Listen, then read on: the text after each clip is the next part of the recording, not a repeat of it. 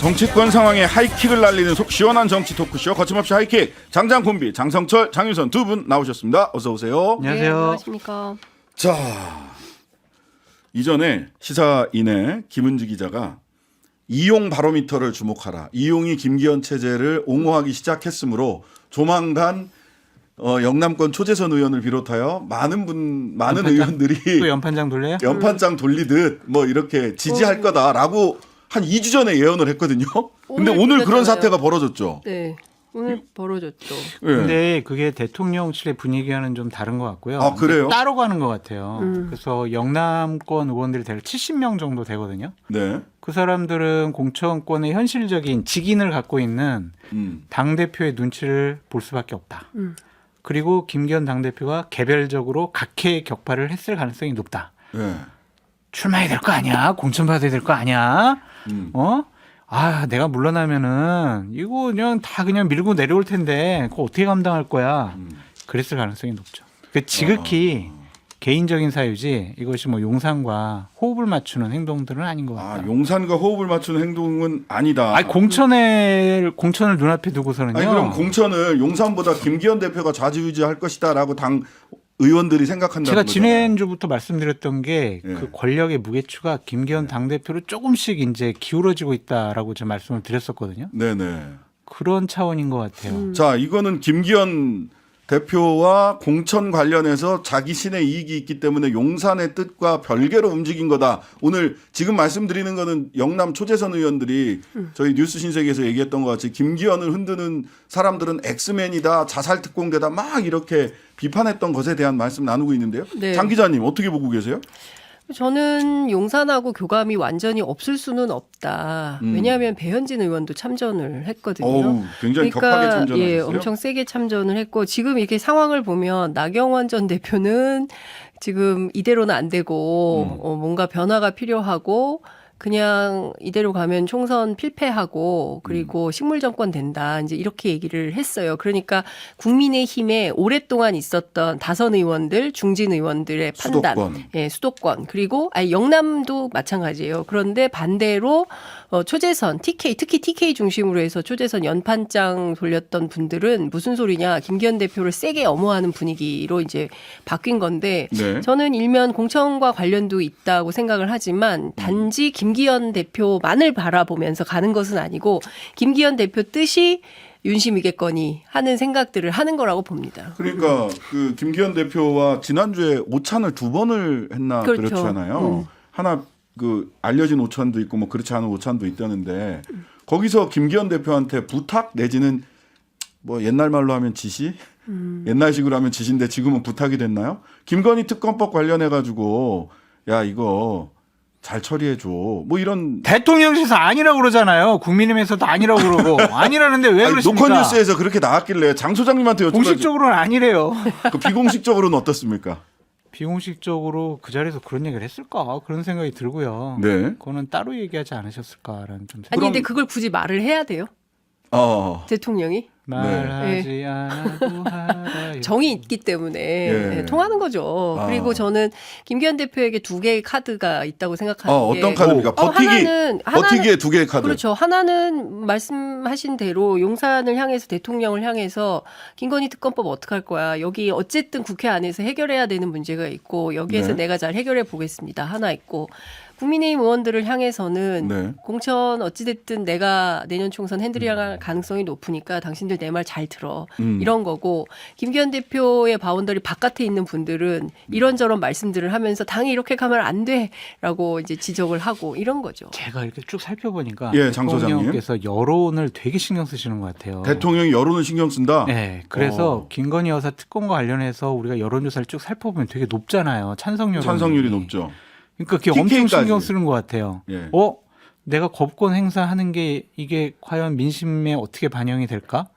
과연 의원들이 내년 총선을 앞두고 여론이 찬성하는 민심이 찬성하는 그런 특검에 대해서 내가 거부권 행사했을 때 제의 요구를 했을 때 과연 내 말을 들어줄까? 그러니까 이 상황을 잠깐 정리를 드리면 첫 번째 특검법이 나왔을 때 투표는 뭐 기권을 한다거나 또는 이게 기명 투표기 때문에 또 민주당 단독으로도 150석만 넘어가면 되니까 네. 통과가 된단 말이죠. 그렇죠. 근데 대통령이 거부권 행사를 해 12월 28일 날 하고 그렇죠. 나면 15일 안에 다시, 얘기를 해야 되니까 예. 1월 초 중순경에 거부권 행사를 해서 국회로 넘어오게 되면 야당 전체를 탈탈 털고 나면 18표 정도가 그렇죠.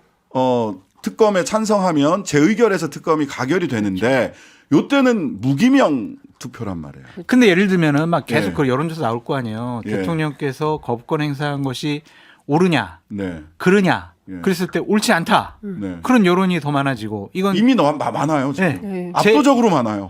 또 뭘 또 압도적이에요. 그냥 좀 그렇죠. 높다 이거지. 국민 10가운데 그리고 7인데. 그리고 이거는 제 의결에서 통과돼야 된다. 그런 여론이 높으면요. 네. 총선을 출마하는 국민의힘 의원들이 그 민심에 어긋난 결정하기가 대단히 어려워요. 네. 그러니까 대통령께서는 그 부분에 대해서 상당히 신경 쓸 수밖에 없죠. 그거를 김기현을 통해서 단돌이 하겠다. 그러니까 좀 손을 놓은 것 그렇죠. 같아요. 어떡하지? 아직은 이런 상황. 결정장애. 어떻게 그러니까 단속을 안 할 수가 없는 단돌이가 거죠. 이 단속이라고 해야 되는군요. 네, 예. 네, 네, 그렇습니다. 예. 우리 안에 일본 말이 너무 많아서. 그런가요? 하여튼 제가 보기에는 그 대통령도 골치 아프죠. 이러다가는 지금 보십시오. 김건희 여사가 카톡으로 명품백을 받았는데 대통령실에서 말도 안 되는 해명을 했어요. 공식 해명했어요? 해명이 아니 근데 없죠. 반환 선물 창고라는 거를 통해서 관계자 말로 나왔는데 공식 해명은 안 하고 있죠. 유튜브는 네. 상대하지 않는다라는 게 공식 장해찬이 해명인데 네. 하여튼 근데 중요한 포인트는 그 상정 자체가 황당한 상정인 것이고 네. 그리고 물건을 받아놓고 1년째 돌려주지 않는 그리고 도대체 얼마나 많이 받았길래 도대체 창고를 만들어 놓고 선물을 보관을 하는 것인지 원래 참고 있잖아요. 아니요. 제가 물어봤더니 전직 청와대 관계자들은 자기네 정부에는 그런 거 없었다는 거예요. 그러니까 보수 정권에서 그리고 있었나 보지.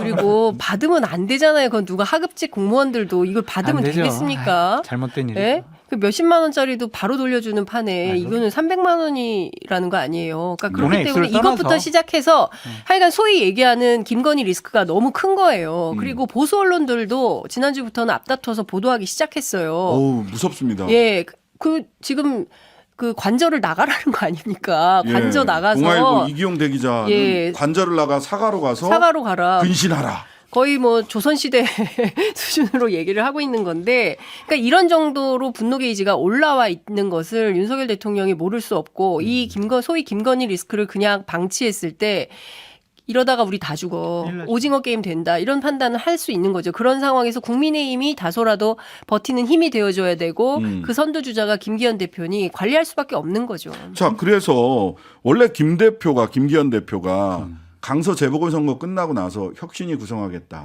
그다음에 공관위와 총선기획단을 조기 출범시키겠다라는 게 본인의 수습 아니었어요. 근데 혁신위는 이렇게 끝났고 공관위는 원래 12월 초중순 출범이었는데 뒤로 미룬다고 했었고. 근데 공관이 12월 초중순 이거는 출범은요 말이 안 돼요. 원래 하긴 선거 네, 정기국회 끝나고 나서 12월 말이나 1월 초에 띄우는 게 공관이지. 이거 근데 지금부터 할 수는 없죠. 김기현 아니, 근데 대표는 워낙 그렇게 얘기를 했었으니까. 엄중하니까 당시 땡겨서 강서구청장. 하겠다. 잠깐 생각을 내려놓으셨나? 근데 그게 더 늦어질 거다. 특검법 예. 재의결 이후에. 네. 왜냐하면 그러면서 저는 선거 포기하는 행위라고 봐요. 아 그래요? 아니 어쨌든 네. 그 언론에서 분석은 자 이렇게 공관위가 나와서 이렇게 컷오프 되는 사람들 명단이 돌기 시작하면 그분들이 뭐 홧김에 네, 뭐라고 네, 네. 김건희 특검법 제2가 왔을 때 다 그런 가결 가능성도 투표할 있죠. 그래서 18표만 모으면 되니까. 늦춘다라고 하는데 이 가능성은 어떻게 생각하세요? 그럼 선거 포기하는 거죠. 공관이 선거 이렇게 포기하는 예를 들면 1월 이후에 구성이 되면은 박빙 지역의 출마자들 공천하려면요 적어도 한 30일 정도는 사전 자료 수집, 여론조사, 면접 30일 동안은 공천을 못 해요. 아, 그러면은 2월 중순 이후에 공천한다는 얘기거든요. 네. 박빙 지역에 그럼 2월 중순까지 후보자들이 아무것도 정해지지 않아가지고 넉넉고 있어야 되잖아요. 아니 근데 제가 취재한 바로는 네, 장 기자님. 다 돼 있다는 거예요, 세팅이. 뭐가 돼 있어요? 공관위원장도 그렇고 공관위원까지 싹 세팅이 돼 있는데 지금 상황이 매우 유동적이어서 발표를 못 하고 있다. 누구예요, 그럼? 네? 관계자가 얘기를 하고 있어요. 지도부 관계자가. 그러니까 무슨 얘기냐면 어느 지역에 누구 보내고 사실 이거는 뭐 여러 안들이 돌아다니는 게 사실이고 그 중에서 어떤 게 픽할지 될지는 잘 알 수 없지만 여하튼 지금 내부적으로는 상당히 혼란스러운 상황인 거예요. 그러니까 이게 정리가 안 되는 거고 그래서 지금 어떻게 할 거냐고 물어봤더니 일단 대통령 오늘 나갔잖아요. 돌아오는 14일까지는 좀 기다려주세요라고 얘기가 나오는 겁니다.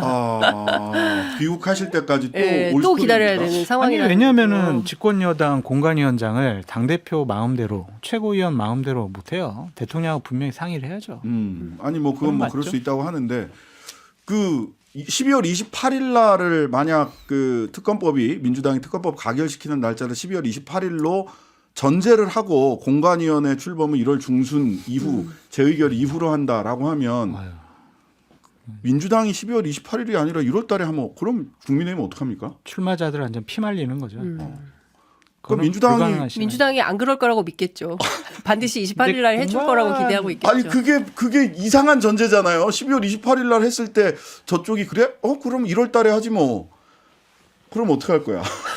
그럼 이제 무한정 공관위를 미뤄지는 그렇게 거죠. 무한정으로 미룰 수는 없을 거고 1월 초에는 예. 분명히 다 될 거예요. 그렇군요. 방금 선거 못 치릅니다. 아니 근데 예. 지금 분위기를 네, 장 보면 어쨌든 지금 김기현 대표 이제 거취 문제도 있는 거잖아요. 이 네. 문제도 원래는 뭐 12월에 한댔다, 뭐 1월에 한댔다, 뭐 막 계속 왔다 갔다 하는 거고 대표직은 유지하고 불출마 선언만 한다, 뭐 이런 얘기도 있고 하는 건데 네. 전반적으로 보면 어떤 양당 간의 결정을 해야 될 것 같아요. 그냥 대통령실을 지키는 우리는 윤심의 구사다야 이런 방식으로 할 건지 아니면 대통령하고 각을 세워서라도 내년 총선 승리해 보겠어라는 결기를 보여주던지 김기현 대표가 뭔가 모종의 결단을 내려야 되는데 지금 상황은 이러지도 못하고 저러지도 못하고 당내 분란만 커지고 배는 산으로 가고 대통령이 오실 때까지 우리는 기다려야만 하고 뭐 이런 상황인 거라는 거죠.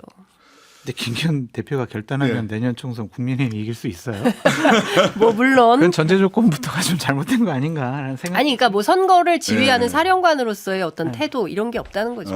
뭔가 강단 있게 네. 승부수를 거는 이런 그렇죠. 거는 안 보인다. 아니 승부수 걸더라도 네. 대통령에 대한 부정평가가 저렇게 높으면 할 수 있는 게 없어요 당 대표가. 대통령과 거리를 유지하거나 각을 세우는 거 말고는 방법이 없는 거 아닙니까? 그렇죠. 그런 분석이 대통령의 있습니다. 변화를 이끌어내면 되겠죠. 저는 네. 계속 어떻게 하면 국민의힘이 내년 총선에 승리할 수 있어요?라고 물어보면 지방선거 이전으로 되돌아가면 된다. 당 지도체제도 그렇고 대통령도 그때의 윤석열로 되돌아가면 된다. 아유, 그게 되겠어요? 그러면 이긴다. 되겠어요.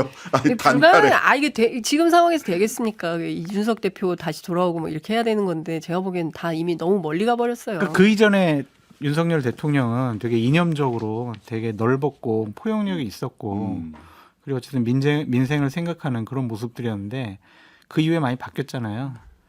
박정훈 대령 바뀐 건가요? 네. 아니 저는 원래 그런 바뀌었다 분이거든요.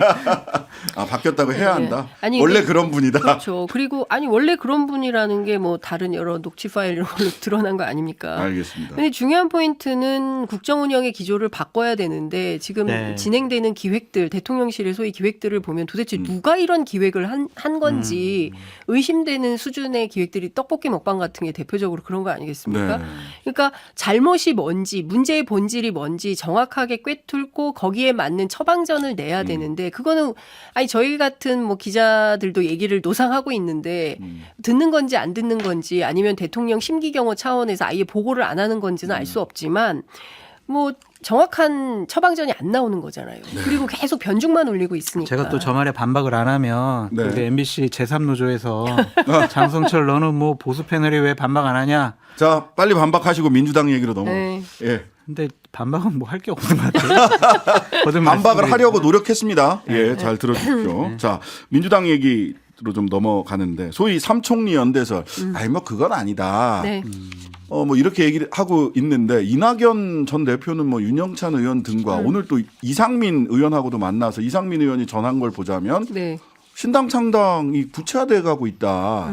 이렇게 보여요. 민주당 내에서도 그렇게 보나요? 민주당은 지금 어떻게 보고 있어요? 내부 상황? 민주당 내부에서는 실제로 나갈 수 있을 것 같다라고 보는 것 같아요. 근데 네. 그게 이준석 신당하고 결합되는 모델이냐? 그건 아닐 것이다. 음. 나간다고 한다면 만약에 이제 민주당도 1월 정도가 될 것 같은데 네. 공천 문제, 뭐 경선 뭐 이런 과정에서 미리 뭐 판단해 볼 거 아니에요. 그래서 경선에서 불리하거나 안 될 것 같다고 판단하는 분들이 세력화해서 이낙연 대표하고 같이 나가서 신당을 할 가능성은 있어 보인다. 네. 예.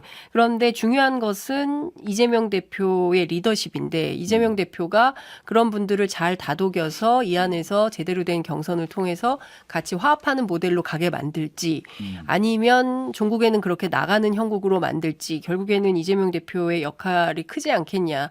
중요한 포인트는 이낙연 전 대표가 먼저 깃발 들고 나서서 자, 내가 나갈 테니 여러분 모이세요. 이런 방식은 안 될 거다라고 얘기를 하고 있어요. 그래요? 그러면 아니, 보통 원래 그런 거는 누군가 리더가 나가서 자 아니, 그러니까 세력화가 돼야 돼서 최소한 뭐 20, 30명 정도 모아서 나가지 않겠냐. 쫓겨나는 그냥 뭐 모습을 몇 명. 보이고 싶겠죠. 쫓겨나는 그리고 어쩔 모습은- 수 없이 내몰리는 모습을 보이는 게 맞지. 그냥 자기가 그냥 막 먼저 나오겠다라고 하면은 그렇죠. 명분도 없어지는 것 같고. 근데 그러기에는 지금 이낙연 대표의 말이 훨씬 굉장히 적극적이지 않나요? 네, 맞아요. 적극적이니까 빨리 쫓아내라 이렇게 좀 보여지는데 결국에는 결정적인 탈당의 명분은 선거법 개정이 될 수밖에 없을 것 같아요. 병립형으로 가면 그쵸. 과거로의 회기 이거는 신뢰를 잃어버린 민주당 이런 민주당 잘못되어 가고 있어. 이재명 당대표 나빠.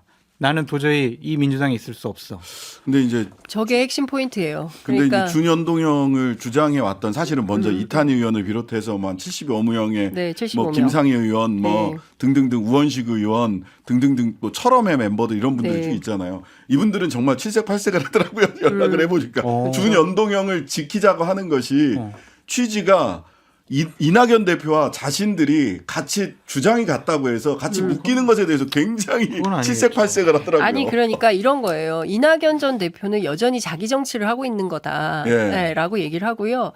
더 중요한 포인트는 이재명 대표가 지난 경선 때 자신과 상대였고 여전히 그것에 대한 불복하고 있는 거 아니냐라는 비판이 있는 게 오늘 사실이고요. 김민석 의원이 아주 굉장히 세게 강하게 뭐 사쿠라 정치. 정치라고 이제 비판을 했는데 여하튼 민주당 안에서 이낙연 전 대표의 행보에 대해서 맞득치 않게 여기는 것은 사실인 것 같아요. 이 당에서 5선이나 하고 총리도 하고 또 전남지사도 하고 당대표까지 하신 분이 이제 와서 다당제 얘기하면서 튀어나간다라는 것은 결과적으로 그동안 이낙연 정치의 핵심 가치관이 뭐였냐에 대한 비판이 나오면서 그게 맞냐. 그리고 여기에다가 뭐 정세균, 김부겸 두 총리까지 해서 3총리 연대한다고 하는데 그것은 사실은 아닌 것 같더라고요. 그렇더라고요. 예, 그러니까 좀 종합을 해보면, 그러니까 그 틀에서 보면 이낙연 전 대표의 이런 정치 행보에 대해서 별로 좋게 생각은 안 하는 것 같아요. 저는 네. 저러한 장윤성 기자님의 언급과 판단에 좀 이의를 제기하고 싶은 게 있어요. 네.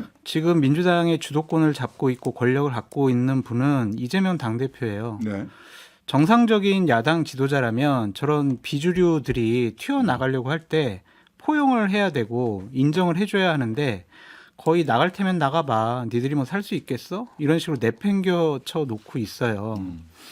우리가 윤석열 대통령을 비판하는 이유는 왜 이재명 당대표 막 범죄 혐의자라고 피의자라고 우리 얘기하지만 일정한 국민의 지지를 받고 인정을 받고 있는 야당 당대표를 국정 운영 파트너로 왜 인정하지 않습니까? 라는 부분에 대해서 우리는 비판을 하잖아요. 네. 윤석열 대통령 그건 잘못이란 말이에요. 그러니까 예를 들면은 법안 처리 안 해주고 뭐 여러 사람들 대법원장 인사청문회 부결시켜버리고 이런 행태에 대해서 그러면 이재명 당대표를 비판하는 것이 맞는 것이냐. 그런 차원에서 보면 이낙연을 포용하지 못하는 이재명 당대표의 리더십에 대해서 우리가 좀 비판의 관점이 있어야 되지 않을까. 굉장히 비판하셨어요. 네, 그러니까 그거 근데 저는 아까 이제 말씀드린 게 민주당 지금 상황을 보면 그 선거제도 개편 그러니까 병립형으로 회귀하는 그 얘기 좀 결정을 해보죠. 뭐 여론조사를 실시 중이다 이런 기사가 나왔는데. 네, 근데 그게 사실은 뭐냐라고 해서 물어봤더니 네. 명분이라는 거죠. 그러니까 여론조사를 명분으로 해서 병립형으로 회귀하려고 하는 거 아니냐. 근데 네. 일각에서는 그러다가 병립형 안 나오면 이제 이런 얘기도 하는 건데 어쨌든 국민 당원 대상으로 여론조사를 해서 결과를 가지고 판단하겠다라는 얘기가 나오는 거잖아요. 근데 이 부분에 대해서도 좀 민주당 안에서는 비겁하다라는 얘기가 나오고 있고요. 경우에 따라서는 지금 상황을 놓고 보면 예컨대 병립형 회귀 결정을 하게 되면 당내에 굉장히 폭발적인 상황이 될 것 같아요. 그러니까 네. 지금 원칙과 상식도 그 병립형으로 돌아가서는 안 된다라는 입장을 주장을 하고 있고 거기에 덧붙여서 오늘 한 6, 7명의 국회의원이 기명으로 아마도 기자회견 형식으로 반대 입장을 하게 될 것 같거든요. 제가 누구라고는 말씀을 안 드리겠지만 네. 내일 정도? 오늘은 시간이 다 지나갔는데. 아니 오늘 내일 아니고 조만간. 아, 조만간. 네네. 언제가 예. 될지는 모르겠지. 아니, 그러니까 여론조사 결과 나와서 병립형으로 결정되면 그때. 예. 예. 그러니까 지금은 아직은 뭐 기자회견 하거나 이런 것은 아니겠죠. 근데 이게 저도 드리고 싶은 말씀입니다. 예. 이재명 당대표는 이 선거법 개정 관련해서는 결심을 해야 될 문제가 아니에요. 지도자로서 결단을 해야 될 문제예요. 네. 결단은 내가 손해 보더라도 네. 정치 개혁 차원에서 선거제 혁신 차원에서 내가 손해 보더라도 해야 될 일, 가야 할 길을 가는 것이 결단이거든요. 예. 그게 지도자가 할 일이죠. 계산기 두드려 가지고 이게 병립형 가는 게 더 나은데 여론조사 해가지고 그냥 병립형으로 갈 명분을 좀 만들어 보자. 내 책임에서 조금 벗어나 보자. 이거는요 지도자의 행태가 아니에요. 예. 큰 정치하시라라고 다시 한번 말씀드리고 그렇게 되면 폭발을 할 것 예, 같습니다. 오늘 그 당내에서. 당 내에서 여러 가지 의견들이 나오는데 그 유시민 전 장관, 유시민 작가 같은 경우는 국힘당과 민주당은 정말 좋은 정치를 원하는가 해서 비례 위성정당 문제에 대하여라고 하는 글을 시민 언론 민들레에 올리셨더라고요. 유일하게 지금 칼럼을 쓰는 데인데 여기는 민주당은 위성정당을 만들 거냐 현행 제도를 유지하는 가운데 위성정당을 만들 거냐 자매정당과 선거연합을 할 거냐 둘 중에 하나가 선택지지 병립형은 명분 실리 선거 전체의 승리에 있어서도 선택지가 될 수 없다. 큰 정치하세요. 크게 보시고 큰 정치하시라. 근데 이제 국민과의 현실- 약속과 신뢰가 정말 중요하다. 근데 그렇게 현실론 말씀드려요. 뭐 병립형 회기 이런 얘기가 많이 나옵니다. 아니 현실적인 부분을 하려면 왜 대통령 되거나 왜 지도자 하려고 그래요. 자, 에휴. 이거는 작은 소식이긴 한데 문재인 전 대통령이 민주당 경남도당에 네, 500만 원 특별당비 명목으로 냈어요. 500만 원을 냈다. 이 시점에 갑자기 왜 예. 특별당비를? 그거 무슨 이런 얘기냐면 질문이 있어요. 이낙연 전 대표하고 뜻을 같이 하지 않는다. 아, 그 상징이다. 네, 그 상징이다. 갑자기 느닷없이 500만 원 낸 것은 탈당에 동의하지 않는다. 신당 창당에 동의하지 않는다. 이건 이낙연 전 대표와 문재인 전 연결하지 대통령 마라. 간의 교감설이 또 막 있었거든요. 근데 그것은 아니다라는 걸 입증하는 차원 아니냐라는 해석이 민주당 알겠습니다. 안에 있습니다. 장성철, 장윤선 두 분과 함께했습니다. 감사합니다. 감사합니다. 네, 감사합니다. 하루 종일 기다려지는 진짜 시사. 평일 저녁 6시 5분 신장식의 뉴스 하이킥.